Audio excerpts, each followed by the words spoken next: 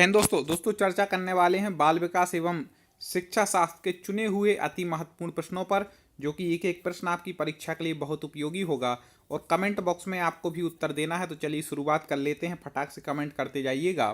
शिक्षा के लिए सबसे अनुकूल है, शिक्षा के लिए सबसे अनुकूल क्या है? ये ऑप्शन दिए हैं, आपको बता दें बाल विकास एवं शिक्षा शास्त्र में कभी कभी लगते हैं कि 3 या 4 ऑप्शन सही हैं, लेकिन आपको परफेक्ट ऑप्शन चुनना पड़ता है। तो जल्दी से बता दीजिए। तो यहाँ पर इसमें जो सही उत्तर हो जाएगा वह हो जाएगा, शिक्षा के लिए अनुकूल क्या है? गतिशीलता, मतलब निरंतर चलती रहे। ठीक है ना दोस्तों? टॉप 50 स्टडी यूट्यूब चैनल के माध्यम से हम ये सारी तैयारी आपकी सिलेबस के अनुसार हर सब्जेक्ट की करा रहे हैं।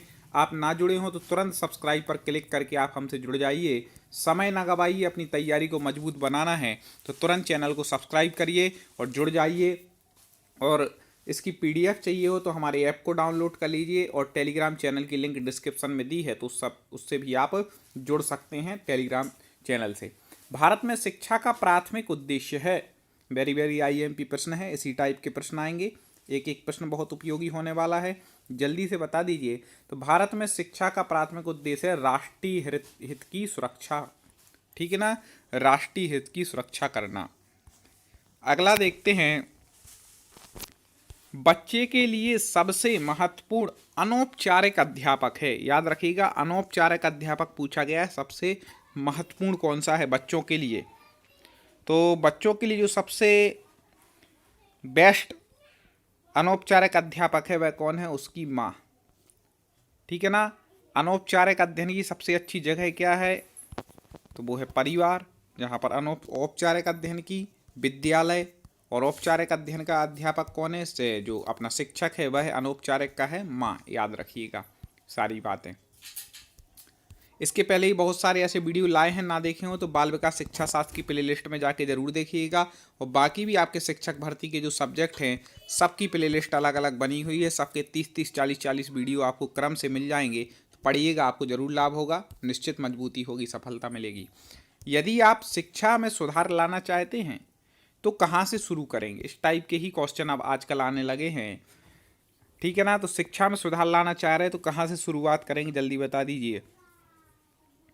यदि शिक्षा में शुरुआत लाना चाहते हैं तो आपको बता दें कि प्राथमिक स्तर से ही आपको शुरुआत करनी पड़ेगी। ऐसा नहीं बाद में कर रहे, शुरुआत से ही आपको क्या करनी पड़ेगी? शुरुआत करनी पड़ेगी। निरंतर शिक्षा के पतन के लिए दोषी है कौन है भाई? जो शिक्षा का निरंतर पतन चल रहा है उसके लिए दोषी कौन है? जल्दी से बता दीजिए। तो शिक्षा का जो मूल माना जाता है वो कौन है? शिक्षक। तो याद रखिएगा, अध्यापकों में लुप्त होती कर्तव्य निष्ठा, ये क्या है? शिक्षा के लिए दोषी है। जो शिक्षा का पतन हो रहा उसके लिए दोषी है। आगे देख लेते हैं, पूर्व प्राथमिक विद्यालय में शिक्षा का आधार होना चाहिए। पूर्व प्राथमिक विद्यालय में शिक्षा का आधार कैसा होना चाहिए? अब जो पूर्व प्राथमिक के दो पूर्व प्राथमिक उत्तर, तो पूर्व में कैसा होना चाहिए? सबसे छोटे बच्चे हैं तो उनके लिए होना चाहिए खेल विधि, मतलब खेल खेल में शिक्षा। ठीक है ना, जिसको खेल विधि बोलते हैं, खेल खेल में शिक्षा पूर्व प्राथमिक विद्यालय में होना चाहिए। ठीक है, अगला देख लेते हैं। और आगे है, संप्रेषण कौशल अर्जित किया जा सकता है। कथन है, संप्रेषण जो कौशल है वह अर्जित संपत्ति है, अर्जित किया जा सकता है। कथन सत्य है कि असत्य? जल्दी से आपको बता दीजिए। तो संप्रेषण कौशल जो है अर्जित किया जा सकता है, बिल्कुल सत्य है। क्या है? बिल्कुल सत्य है, याद रखिएगा। वह गुण जो शिक्षण में परमावश्यक है, शिक्षण में जो सबसे ज़्यादा आवश्यक है वह कौन सा गुण है इनमें से? शिक्षक में परमावश्यक गुण जल्दी से बता दें। तो शिक्षक में परमावश्यक गुण इनमें से हो जाए। कमेंट जरूर करना है, बताने का प्रयास अवश्य करना है और लास्ट में लिखना है कि 30 में से आप पर कितने बने। तो वह हो जाएगा अनुकूलन, धैर्य एवं सतर्कता। ये शिक्षा में परम आवश्यक गुण है। विद्यालय में संपन्न होने वाली मानवीय अंतर प्रक्रियाएं कही जाती हैं। जो विद्यालय में संपन्न होती हैं, ठीक है, ऐसी मानवीय अंतर प्रक्रियाएं क्या कही जाती हैं?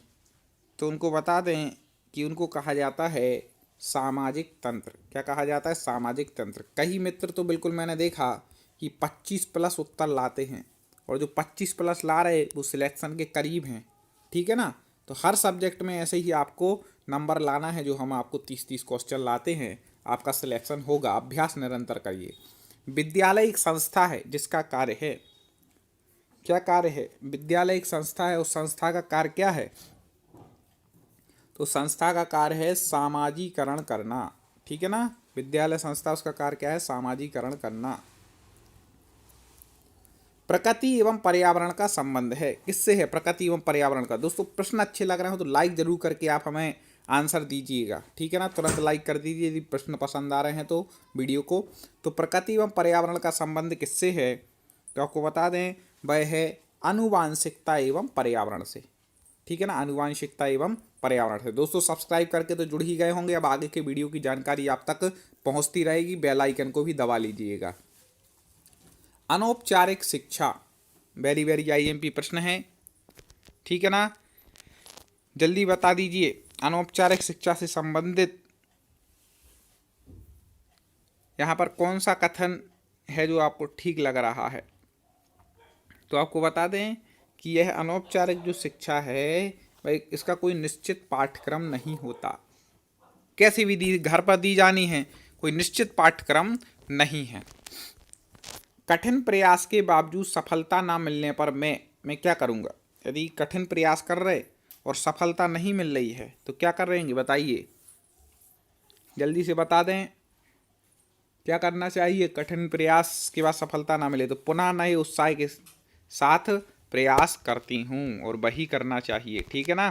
कई बार एक आध एग्जाम देते नहीं निकले तो बस शांत बैठ जाते, नहीं, और मेहनत के साथ प्रयास करो जब तक सफलता ना मिले, ठीक है ना। तब तक अपन को प्रयास करना चाहिए।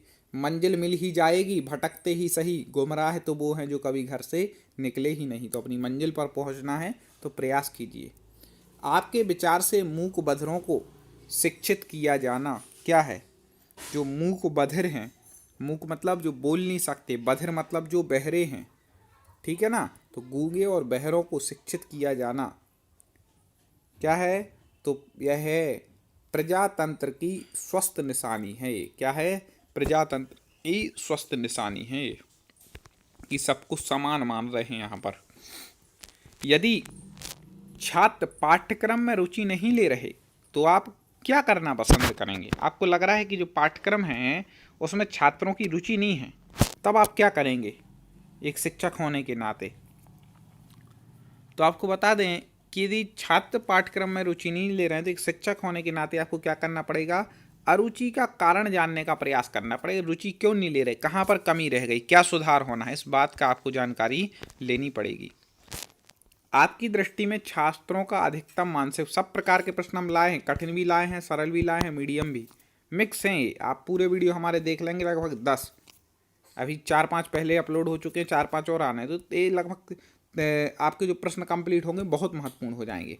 तो आपकी दृष्टि में छात्रों का अधिकतम मानसिक विकास होगा, जल्दी से बता दीजिए कैसे होगा? तो वह होगा मानसिक कार्यों के उचित वातावरण द्वारा। किसके द्वारा होगा? मानसिक कार्यों के उचित वातावरण द्वारा होगा। विशेष आवश्यकता वाले बच्चों को शिक्षा उपलब्ध कराई जानी चाहिए। कैसे कराएंगे? जो विशेष आवश्यकता वाले हैं उन बच्चों को शिक्षा अलग बिठाल देंगे, या कैसे कराएंगे? विशेष विद्यालय में भेजेंगे, क्या करेंगे? तो आपको बता दें उनको भी अन्य सामान्य बच्चों के साथ शिक्षा देनी चाहिए। क्यों देनी चाहिए? क्योंकि वो अपने आप को हीन महसूस ना करें, अलग महसूस ना करें, समाज से भिन्न महसूस ना करें, इसलिए उनको अन्य सामान्य बच्चों के साथ ही शिक्षा देनी चाहिए, याद रखिएगा। कक्षा में विद्यार्थियों की रुचि बनाए रखने के लिए एक शिक्षक को उचित है। कई बार पूछा गया ये प्रश्न है, वेरी वेरी आई पे घुमा फिरा करके ऐसे ही प्रश्न पूछा जाता है। तो कक्षा में विद्यार्थियों की रुचि बनाए रखने के लिए शिक्षक को सबसे बेस्ट तरीका होता है वह है प्रश्न पूछना चाहिए। प्रश्न पूछेंगे, उनकी रुचि जागृत होगी, उत्तर देने के लिए चिंतन करेंगे, वो ध्यान से सुनेंगे। डिसलेक्सिया संबंधित है, जल्दी से बता दीजिए डिसलेक्सिया किससे संबंधित है? ये अधिगम क्षमता से संबंधित प्रश्न है। एक आध प्रश्न ऐसा भी आता है अधिगम क्षमता वाला, इसका हमने वीडियो बनाया है। हमारी बाल विकास एवं शिक्षा शास्त्र की जो प्लेलिस्ट है उस पर कुछ कक्षाएं भी पढ़ाई गई हैं और कुछ ऐसे अभ्यास भी आए हैं, तो दोनों आप देख लेंगे तो आपको मिल जाएगा कि डिसलेक्सिया जो है वह पठन के विकार से संबंधित है। जिसको पठन में विकार हो रहा है, अच्छे से पढ़ नहीं पा रहा, उसको समझ लेना चाहिए कि डिसलेक्सिया नाम की बीमारी है। आप देखते हैं कि एक छात्र बुद्धिमान है। अब आप क्या करेंगे? आपको पता है कि एक छात्र है जो बुद्धिमान है, क्या करेंगे? 3 ऑप्शन ए हैं और चौथा ऑप्शन ए दिया है। तो चौथा जो ऑप्शन है वह जैसे अधिक प्रगति कर सके उस तरह उसे अनुप्रेरित करेंगे। जैसे उसकी प्रगति हो सके वैसे उसको क्या कहेंगे? अनुप्रेरित करेंगे। समन्वित शिक्षा की सफलता निर्भर करती है। किस पर निर्भर करती है समन्वित शिक्षा की सफलता? तो आपको बता दें कि समन्वित शिक्षा की सफलता करती है पाठ्य पुस्तकों की उत्कृष्टता पर। किस पर निर्भर है? पाठ्य जो पुस्तक हैं उनकी उत्कृष्टता पर निर्भर करती है। बच्चों में संवेगात्मक समायोजना प्रभावी होता है। दोस्तों लाइक ना किया हो तुरंत कर दीजिएगा, इतना निवेदन है। लाइक कीजिए वीडियो को और कमेंट में ज़रूर बताना है कि आप किस एग्ज़ाम की तैयारी कर रहे हो। उस एग्ज़ाम का नाम बस लिख दीजिए जिससे और अच्छे अच्छे प्रश्न हम उसके लिए ला सकें। तो बच्चों में जो संवेगात्मक समायोजना के लिए प्रभावी है वह है कक्षा में शिक्षण और व्यक्तित्व निर्माण में, अनुशासन में, ये सभी इसका उत्तर ठीक हो जाएगा, तीनों में है। निःशक्त बालकों की शिक्षा के लिए प्रावधान किया जा सकता है। निःशक्त बालक हैं जो, उनकी शिक्षा के लिए प्रावधान किया जा सकता है। क्या प्रावधान होगा? मुख्य धारा में डालकर, समावेश शिक्षा द्वारा, समाकलन द्वारा, और इनमें से कोई नहीं। तो अभी मैंने आपको बताया था कि जो निःशक्त हों या कोई अधिगम अक्षम कुछ भी हो, कोई कमी है यदि बालक में, तो उनको समावेश शिक्षा के द्वारा उनको समान शिक्षा दी जाए, अन्य विद्यार्थियों के साथ भी समान रखा जाए, तो उनको क्या किया जा सकता है? निःशक्त बालकों के लिए शिक्षा प्रावधान किया जा सकता है। शिक्षा का मुख्य उद्देश्य है, वेरी वेरी आईएमपी प्रश्न है, शिक्षा का उद्देश्य क्या है? अच्छी नौकरी मिल जाए, यही है ना? नहीं भाई, ये कभी नहीं लगा के आना। व्यक्ति भली आज के समय लोग नौकर बनने के लिए पढ़ रहे हैं, क्योंकि जो नौकरी करता है वो कौन कहलाता है? नौकर ही कहलाता है। लेकिन शिक्षा का उद्देश्य ये नहीं है मुख्य उद्देश्य, ये तो मिलेगी ही अच्छे से पढ़ेंगे, ठीक है ना?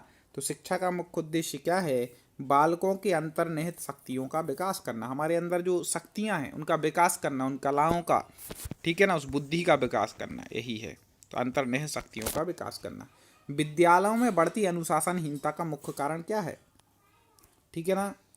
कई लोग बोल रहे हैं आजकल के बच्चे ही 5G पैदा हो रहे हैं तो वैसे ही वो शैतानी करते हैं। ऐसा नहीं है। अनुशासनहीनता जो बढ़ रही है उसका मुख्य कारण क्या है आपको बता दें। उसका जो मुख्य कारण है वह है सही मार्गदर्शन का अभाव। बच्चे को सही मार्गदर्शन करने वाला नहीं है।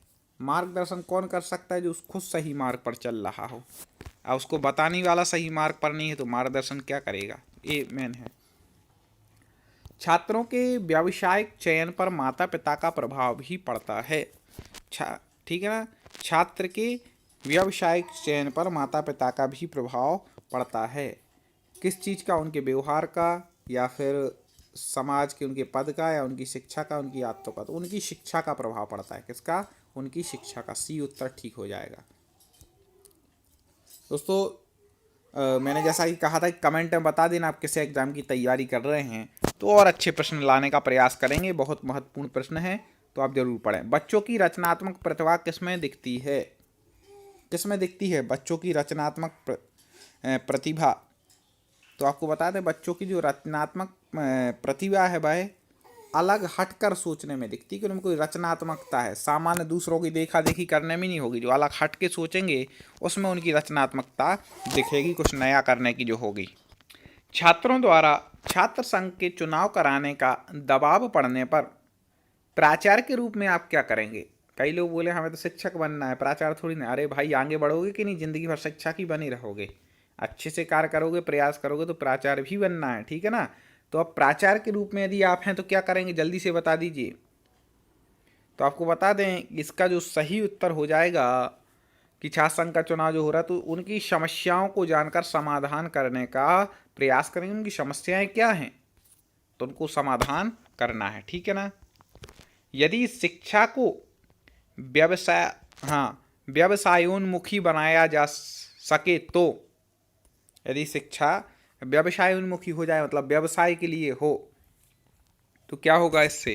बेरोजगारी में कमी होगी, छात्रों में अध्ययन के प्रति रुचि की वृद्धि होगी, राष्ट्रीय अर्थव्यवस्था में सुधार होगा, समय धन का सदुपयोग होगा। तो ये सबसे बेस्ट इसका हो जाएगा, राष्ट्रीय अर्थव्यवस्था में सुधार होगा, क्योंकि अर्थव्यवस्था बढ़ेगी, ठीक है ना। लेकिन केवल व्यवसाय उन्मुखी शिक्षा नहीं होनी चाहिए, याद रखना हमेशा। खेल समूह से बालक सीखते हैं। खेल समूह से बालक क्या सीखते हैं? तो आपको बता दें, खेल समूह से मेन तो रहता है उसमें सहयोग, प्रतियोगिता और संघर्ष। तो ये सभी इसका उत्तर ठीक हो जाएगा। दोस्तों ऐसे वीडियो हम निरंतर ला रहे हैं, सब्सक्राइब करके आपको हमसे जुड़ना है। इसका डिस्क्रिप्शन में लिंक दी है, जो टेलीग्राम चैनल से जुड़ना है, आपको डाउनलोड कर लेना है PDF नोट्स के। किसी कठिन समस्या का हल अच्छी तरह निकालने के लिए आवश्यक है। जल्दी से बता दीजिएगा, किसी कठिन समस्या का हल निकालना है तो क्या आवश्यक है? इसका उत्तर आपको कमेंट में बताना है। नहीं बनेगा तो अगले वीडियो में मैं बताऊंगा, लेकिन आपको भी अपनी समझ को जागृत करना है और इसका सही उत्तर आपको हम तक भेजना है। ज़रूर कमेंट करेंगे, हमें उम्मीद है। मैं एक प्लेलिस्ट स्क्रीन पर दे रहा हूँ, उस प्लेलिस्ट पर आप क्लिक करेंगे तो आपको और बहुत सारे बाल विकास एवं शिक्षा शास्त्र के वीडियो मिल जाएंगे, जो आपकी तैयारी को मजबूत बनाएंगे और आपको निश्चित सफलता मिलेगी। आप हमसे जुड़े रहिए, चैनल को सब्सक्राइब, वीडियो को लाइक कीजिए। मिलते हैं, जय हिंद।